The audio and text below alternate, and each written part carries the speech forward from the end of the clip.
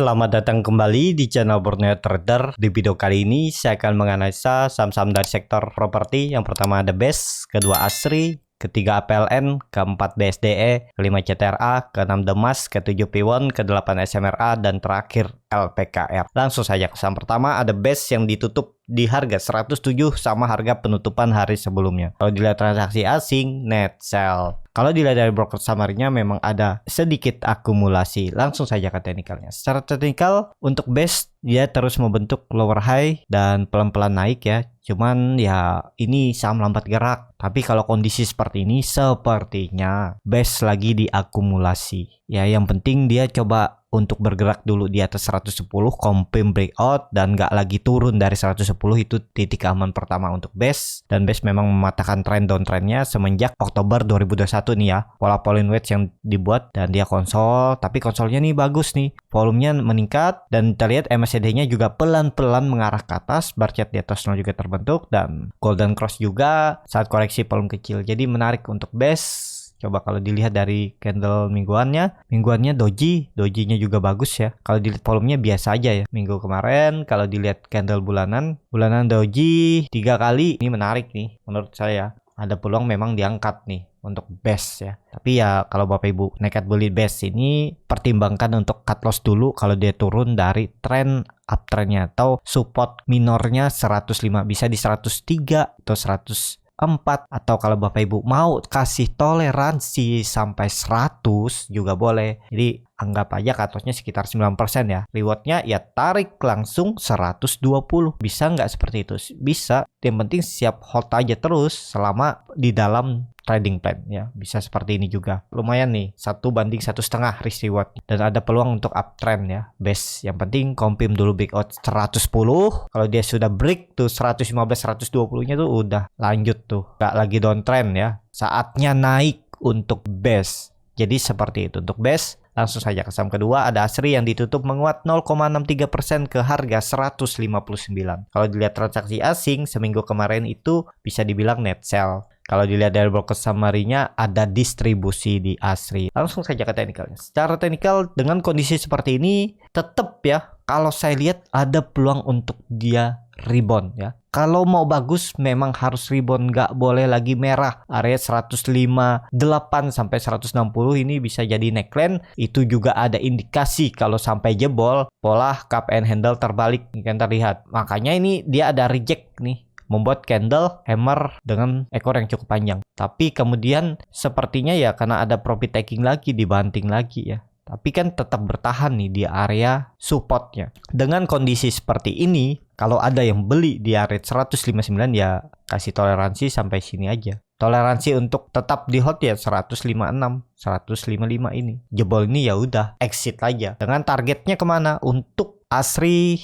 ke resisten 172, 176 ini. Dia ini kan lagi konsolidasi. Memang ada resisten minor di 168. Bisa juga pakai itu. Risk rewardnya juga masih masuk kalau menggunakan resisten yang terdekat. Seperti ini. Cut loss-nya 3% aja. Target profitnya 5,6%. Jadi hampir risk rewardnya 1/2. Menarik kan kalau minat beli ASRI. Jadi seperti itu. Untuk ASRI langsung saja ke saham ketiga. Ada APLN yang ditutup menguat 1,78% ke harga 114. Kalau dilihat transaksi asing seminggu kemarin net sell. Kalau dilihat dari broker summary-nya APLN ada akumulasi. Langsung saja ke teknikalnya. Secara teknikal APLN masih sama, masih konsolidasi, perlu kesabaran. Kalaupun ada yang waktu itu beli sesuai dengan risk reward yang saya buat ya tetap hold aja selama di atas 108. Ini juga kan ada membentuk pola bearish pennant ya, arah turun tapi membentuk seperti symmetrical triangle ataupun yang seperti kalau sahamnya lagi naik membentuk bullish pennant ya, sama tinggal nunggu dia break 124 itu udah siap-siap rally untuk APLN ya. Kalaupun cari profit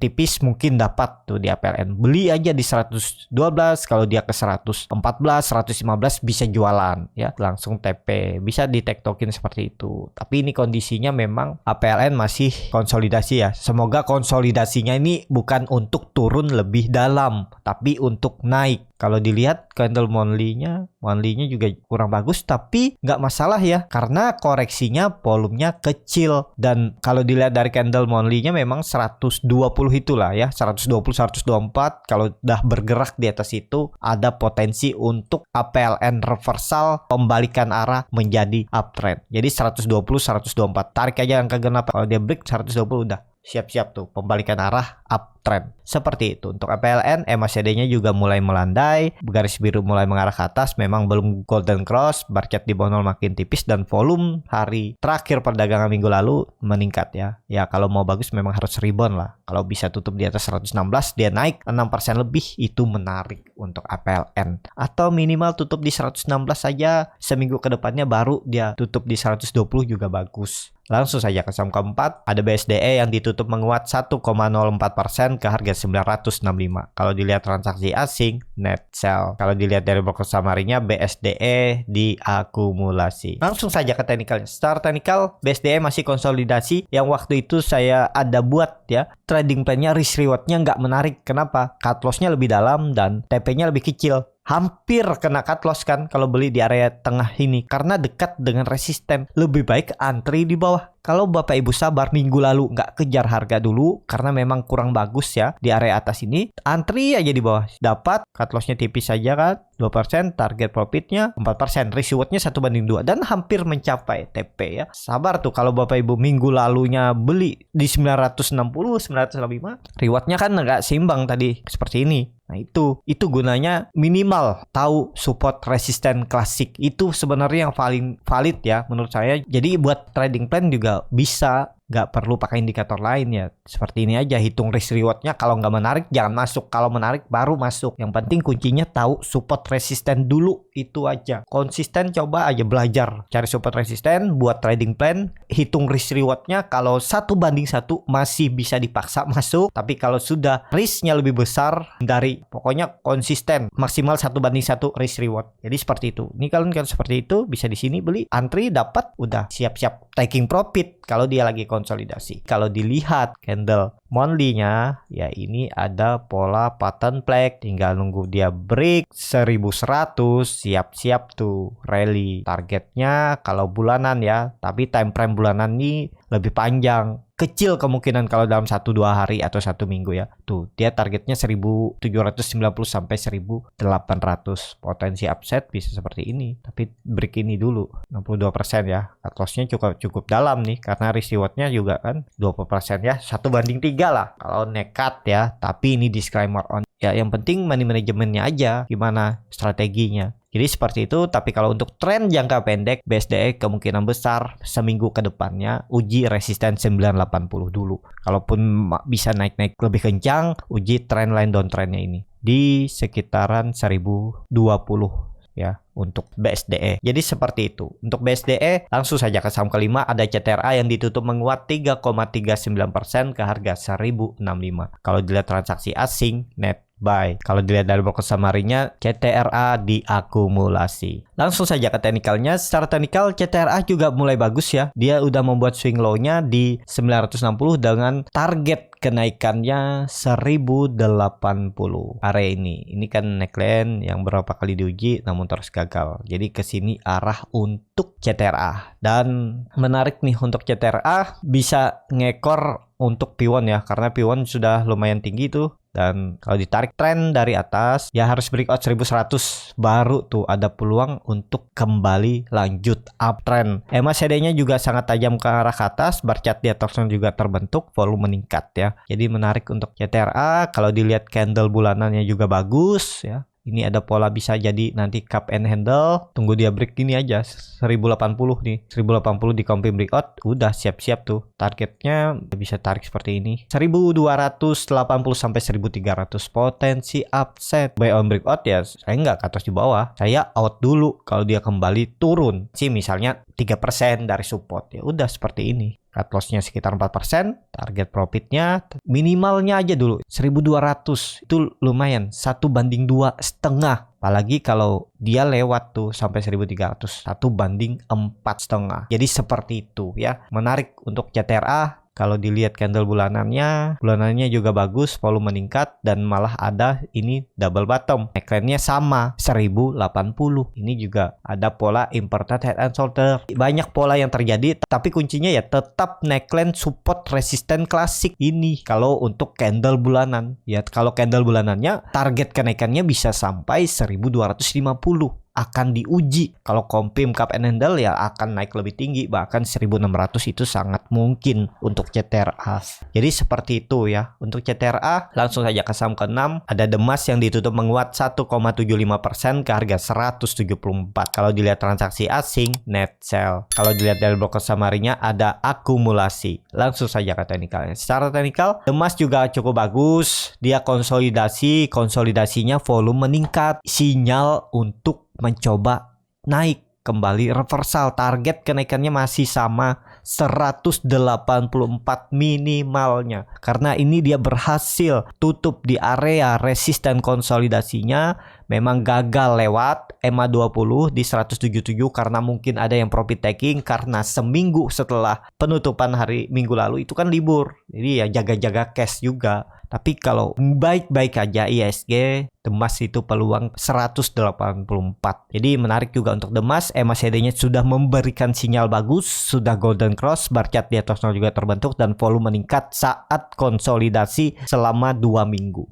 Kalau dilihat candle weekly-nya juga bagus, walaupun belum kuat sinyalnya. Kalau monthly-nya ya memang masih turun. Tapi ini kan volume makin meningkat. Apakah jebol? Ya semoga aja jangan jebol ya. Kalau mau bagus ya harus bulan depan membentuk candle bullish engulfing, minimal tutup di kalau bisa ya 184.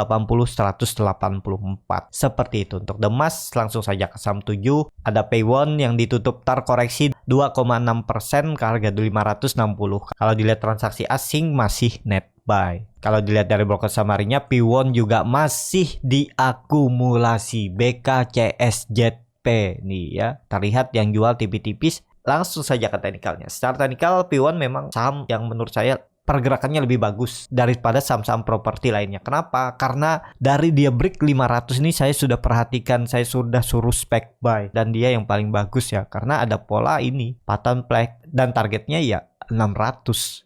Kemarin di 510 saya suruh spec buy, terus spec buy lagi di 550 ya. Ya ini ada confirm sepertinya ya double bottom, jangan sampai jebol 550. Itu aja. Ya, untuk sekarang kalau yang punya dari bawah, kalau dia jebol 550, pertimbangkan TP dulu ya, sesuaikan aja. Tapi sepertinya ya tetap kuat. Ini 540 juga ditarik naik, 540 tarik naik, bertahan dan minimal dia tutup di 550. Jadi ini masih bagus, baru awal, ada peluang untuk naik lebih tinggi ya. Dan ini kan dia masih dalam proses, juga bisa di dalam pola descending triangle-nya. Apakah dia bisa turun lebih dalam? Kemungkinan kecil ya, kecuali memang ISG crash, ISG terkoreksi dalam mungkin 1 bulan sampai 3-4% ya bisa. Tapi kalau bye-bye aja ya aman harusnya untuk Paywon ya. Ya namanya trading, kita harus punya trading plan, punya strategi kalau di luar skenario. Dan kalau ini ya seperti ini gambarannya, sudah breakout, harusnya confirm nih, volume meningkat, MACD juga meningkat, dengan targetnya bisa seperti ini gambarannya, bahkan ya 800 dan bisa all time high lagi untuk Paywon tahun ini ya. Jadi menarik untuk Paywon. Kalau yang belum punya ya coba antri aja 550, 560 itu area spec buy. Kalau dia tutup di bawah itu pertimbangkan out dulu aja, nanti antri di 500 lagi. Tapi sepertinya tetap kuat ya, karena juga volume saat koreksi kecil 2 minggu hari. MACD juga masih sangat tajam mengarah ke atas. Bar chart juga di atas 0. Jadi masih menarik. Jadi seperti itu. Untuk Paywon langsung saja ke saham 8, ada SMRA yang ditutup menguat 2,89% ke harga 710. Kalau dilihat transaksi asing net buy. Kalau dilihat dari broker samarinya, SMRA juga diakumulasi. Langsung saja ke teknikalnya. Secara teknikal, SMRA masih coba berjuang naik, tapi masih di dalam downtrend channelnya. Ini juga dia lagi membuat base ya. Tinggal nunggu break 720, potensi rally juga nih untuk SMRA. Minimal kalau SMRA breakout 720 itu dia ke 770 itu sangat berpeluang, karena dia juga terlambat di saham properti ya, padahal set fundamental cukup bagus. Tapi ya itu, kalaupun yang mau beli SMRA karena dia yang terlambat ya bisa aja koleksi aja, masih bagus juga nih untuk SMRA ya, tinggal nunggu break udah tuh. Jadi seperti itu untuk SMRA. MACD-nya juga sudah memberikan sinyal bagus. Sudah golden cross, bar chart di bawah 0 juga makin tipis. Saat membuat candle merah dia volume kecil, saat candle hijau volumenya besar. Ya ini sepertinya juga masih diakumulasi ya. Nah, sepertinya tetap akan breakout juga minggu depan. Ya target terdekat seminggu ke depan itu 770. Semoga tercapai. Berarti dia harus naik 10% ya. Ya semoga aja ya. Jadi seperti itu. Untuk SMRA langsung saja ke saham terakhir. Ada LPKR yang ditutup menguat 3,3% ke harga 124. Kalau dilihat transaksi asing, net sell. Kalau dilihat dari broker summary-nya, LPKR diakumulasi. Langsung saja ke teknikalnya. Secara teknikal, LPKR membentuk pola Morningstar dengan volume meningkat dan sepertinya ya ini akan ada pembalikan arah ya. Cuman saya lama nggak lihat LPKR, sekali pernah beli buy on breakout, gagal udah exit. Saya hindari lagi. Dengan kondisi seperti ini harusnya bagus kalau dia bisa tutup di atas 125 ya. Karena bisa juga dibilang dia false breakdown. Nih, kalau dia confirm breakout bergerak di atas 125 lagi, ada peluang dia menguji resisten 140. Apakah dia bisa naik tinggi? Kalau lihat histori sebelumnya ya bisa. Naik 7%, 15% bisa ya. Ya yang penting kondisi seperti ini ya, kalaupun nekat beli, ini kan saham lagi downtrend. Tapi kalau mau, cut loss saja kalau dia jebol 120. Nih cut lossnya tipis saja nih, 4,8%. Yang penting sabar aja, mungkin nggak dia turun lagi. Kalau dia sampai turun lagi dari 120, berarti itu lanjut downtrend. Itu aja kuncinya. Apalagi kalau dilihat saham properti lainnya, itu sinyal-sinyal bagus akan melanjutkan kenaikan. Biasanya tetap ngekor tuh LPKR. Nah, risk rewardnya juga bagus nih. Kalau dia ke 140 itu risk rewardnya 1:3. Pokoknya jual aja kalau dia balik arah kembali turun dari 120. Kalau minat ya, tapi disclaimer on, keputusan jual beli di tangan masing-masing. Kalau dilihat dari candle weekly-nya juga doji dan bagus, volume meningkat ya, harus dikonfirmasi dengan candle hijau. Minimal tutup 128, 130 minggu depan. Kalau candle bulanannya memang masih turun ya. Ya bulan depan harus candle bullish angle pink, minimal tutup 135. Udah baru bagus, baru ada indikasi juga konsolidasi. Bisa jadi ini juga LPKR masih konsol, supportnya 120, resistannya 140 ya.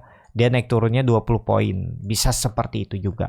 Jadi seperti itu untuk LPKR dan saham-saham properti lainnya. Terima kasih untuk Bapak Ibu dan teman-teman yang sudah menonton video ini sampai selesai. Apabila channel Borneo Trader ini bermanfaat dan bisa menjadi bahan pertimbangan Bapak Ibu dalam membeli, menyimpan, dan menjual sahamnya, bisa klik tombol berlangganan dan nyalakan lonceng notifikasi. Ada kritik, saran, ataupun pertanyaan, bisa langsung tinggalkan di kolom komentar. Bagi Bapak Ibu dan teman-teman yang baru belajar trading, masih bingung memilih saham, bingung membuat trading plan, bisa join trading bersama Borneo Trader. Nanti dipilihkan saham-sahamnya dan dibuatkan trading plan-nya beserta chartnya dan juga free konsultasi portofolio dan free grup rekomendasi. Kalau tertarik juga untuk belajar scalping, di tanggal 15 Mei saya akan adakan kelas scalping.